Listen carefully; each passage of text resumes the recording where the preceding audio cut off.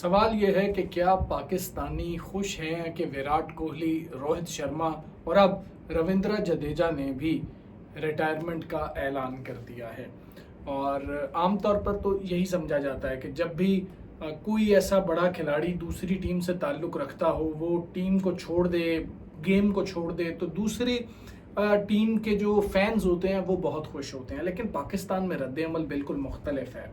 ये उन लोगों का रद्द-ए-अमल है जो क्रिकेट से मोहब्बत करते हैं, जो क्रिकेट लवर्स हैं, उनकी मैं बात कर रहा हूँ। उनकी नहीं कि जो सिर्फ एक दूसरे से नफरत करते हैं, सिर्फ ये देखते हैं कि जी कि हमारी ही टीम को जीतना चाहिए, किसने अच्छी क्रिकेट खेली, किसकी स्किल्स बेहतर हैं, उनकी बात नहीं हो रही है। उनकी बात हो रही है जो ये सब चीज़ों को देखते हैं और खिलाड़ी की इज्जत करते हैं, खेल की इज्जत करते हैं। तो पाकिस्तान में बिल्कुल वैसा ही माहौल है जैसा भारत में माहौल है कि रिटायरमेंट एक ऐसी चीज़ होती है या एक ऐसा दिन होता है जब कोई भी फेवरेट खिलाड़ी आखिरी गेम खेल रहा होता है। लेकिन वो खुशी का दिन उस शख्स के फैंस के लिए नहीं होता, क्योंकि वो आइंदा कभी उसको खेलता हुआ नहीं देखेंगे या किसी एक फॉर्मेट पे खेलता हुआ नहीं देखेंगे। विराट कोहली पाकिस्तान में भी उतने ही पसंद किए जाते हैं जितने इंडिया में पसंद किए जाते हैं। रोहित शर्मा की बात की जाए तो रोहित शर्मा को पहले उनके एटीट्यूड की वजह से पाकिस्तानी कोई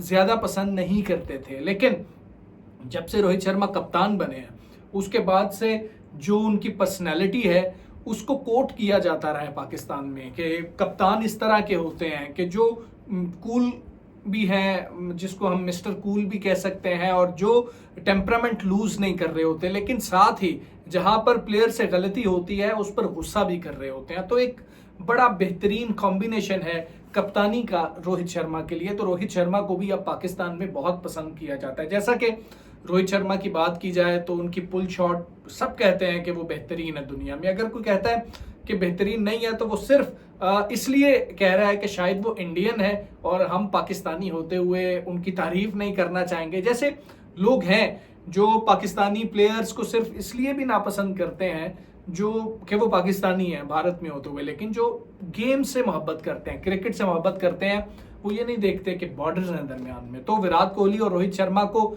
दोबारा से इस फॉर्मेट में नहीं देख सकेंगे। तो पाकिस्तानी इस बात से उतने ही अफसरदा हैं जितने भारत के अंदर उनके फैंस हैं कि अब हम इस फॉर्मेट में, जो कि रोहित शर्मा और विराट कोहली ने बेहतरीन इसमें गेम खेली है, अपनी टीम को कई मैचेस जिताए हैं। विराट कोहली पूरा टूर्नामेंट वर्ल्ड कप जो है फ्लॉप होते रहे, लेकिन बेशक वो बेहतरीन बल्लेबाज हैं दुनिया के, ये उन्होंने फाइनल में एक दफ़ा फिर साबित किया है। रविंद्र जडेजा के लिए उस तरह का ये वर्ल्ड कप तो नहीं रहा जिस तरह के वो खिलाड़ी हैं, लेकिन एक आधे इवेंट से ये साबित नहीं होता कि ये खिलाड़ी कमज़ोर है। खिलाड़ी वो बढ़िया है और बेहतरीन ऑलराउंडर हैं, और ऐसे ऑलराउंडर इस वक्त दुनिया में मौजूद नहीं है कि जो बेहतरीन गेंदबाजी भी करते हों, बेहतरीन बैटिंग भी करते हों और डिपेंड किया जा सकता हो ऐसे खिलाड़ी के ऊपर। तो ये वाली जो खबरें खासतौर पे रोहित शर्मा और विराट कोहली की रिटायरमेंट की, ये थोड़ी सी मेरे लिए भी ज़ाती हैसियत में भी इतनी अच्छी खबर नहीं है। हम तो चाहते हैं कि अच्छा खिलाड़ी वो खेलता ही रहे, खेलता ही रहे। जैसे पाकिस्तान में वसीम अकरम ने रिटायरमेंट ली, आज तक लगता है कि वसीम अकरम शायद अभी भी खेल रहे होते। शोएब अख्तर ने रिटायरमेंट ली, यही सेंटीमेंट्स थे। इसी तरह महेंद्र सिंह धोनी शायद अब फिर वापस आ जाएं। आईपीएल में उनको देखकर खुशी होती है कि वो भी खेल रहे हैं। तो बड़े खिलाड़ी, उन लोगों की रिटायरमेंट अच्छी नहीं लग रही होती सिर्फ इसलिए कि हम उन्हें हमेशा ग्राउंड में देखना चाहते हैं। लेकिन सितारों से आगे जहां और भी हैं, जिस तरह राहुल द्रविड़ वापस आए और उन्होंने कोचिंग की है जूनियर से लेकर सीनियर टीम, और सीनियर टीम एक साल के अंदर 3 फाइनल्स खेलती है, और उसके बाद बिल आखिरी टूर्नामेंट जो राहुल द्रविड़ की कोचिंग में था उसमें भारत वर्ल्ड कप उठा लेता है। तो ये एक नया करियर होता है जो बड़े प्लेयर्स के लिए, बेहतरीन जहनों के लिए, जिस तरह का जहन विराट कोहली है, जिस तरह का जहन महेंद्र सिंह धोनी थे, जिस तरह का जहन रोहित शर्मा है, इनके लिए अगला करियर भी होता है और ये उसको भी बेहतरीन परसू करें। जिस भी कंट्री के लिए करें, अपनी कंट्री के लिए करें तो उसमें जोश भी ज़्यादा होता है, एग्रेशन भी ज़्यादा होता है और आपका दिल भी ज़्यादा लगता है। लेकिन आप प्रोफेशनल्स हैं ये सब, तो ये जिस भी मुल्क के लिए कर रहे हों ये बेहतरीन काम करते हैं। तो आगे वो भी होगा कि कोचिंग का करियर भी इनके लिए ओपन है और राहुल द्रविड़ जैसा कोचिंग का करियर हो और क्रिकेटिंग करियर भी राहुल द्रविड़ जैसा हो तो क्या ही बात है, फिर किसी को और क्या चाहिए। लेकिन रोहित शर्मा को और विराट कोहली को उम्मीद है कि टेस्ट क्रिकेट में और ओडीआई में खेलने को देखते रहेंगे, हम मिलते रहेंगे वो के वो खेल रहे हैं और अपनी तमाम एनर्जीज उसमें लगा रहे होंगे। बहुत से क्रिकेटर्स पर तनकीद भी हो रही है कि जिस तरह इज्जत के साथ, जिस तरह एक ऑनर के साथ विराट कोहली और रोहित शर्मा ने रिटायरमेंट ली है, बहुत से ऐसे खिलाड़ी हैं जिनको रिटायरमेंट ले लेनी चाहिए थी, अनाउंस कर देनी चाहिए थी, लेकिन उन्होंने अनाउंस नहीं किया। वैसे भी कहते हैं कि तब ही मैदान छोड़ना चाहिए जब मैदान खाली ना हो, और उस वक्त ही छोड़ना चाहिए जब आप बादशाह हो उस खेल के। तो ये दोनों बादशाह हैं और अपने बेहतरीन दिन पे इन्होंने ये फैसला किया, पहले विराट कोहली ने और फिर रोहित शर्मा ने। लेकिन अब सवाल ये है कि इसके बाद क्या भारत की बैटिंग लाइनअप कमजोर हो जाएगी? क्या भारत के पास फ्यूचर में खिलाड़ी हैं? मैं जाती हैसियत में ये समझता हूं कि जितने अच्छे से भारत ने अपनी बेंच स्ट्रेंथ को मजबूत किया है उतने अच्छे से किसी ने नहीं किया। इंग्लैंड ने कोशिश की, लेकिन इंग्लैंड की जो कोशिश थी वो हमने इस वर्ल्ड कप के अंदर देखी है। रिवर्स स्वीप भी खेलते हैं, बेहतरीन कोशिश करते हैं कि अटैक करें आते ही बॉलर्स के ऊपर, लेकिन जब फ्लॉप होते हैं तो बुरी तरह फ्लॉप हो जाते हैं। अब हम बात करें तो शुभमन गिल मौजूद हैं और देखें ऐसे बेंच स्ट्रेंथ को बेहतर किया जाता है कि अगला अगर टूर आ रहा है और उसमें उन्होंने तमाम सीनियर खिलाड़ियों को रेस्ट दे दिया।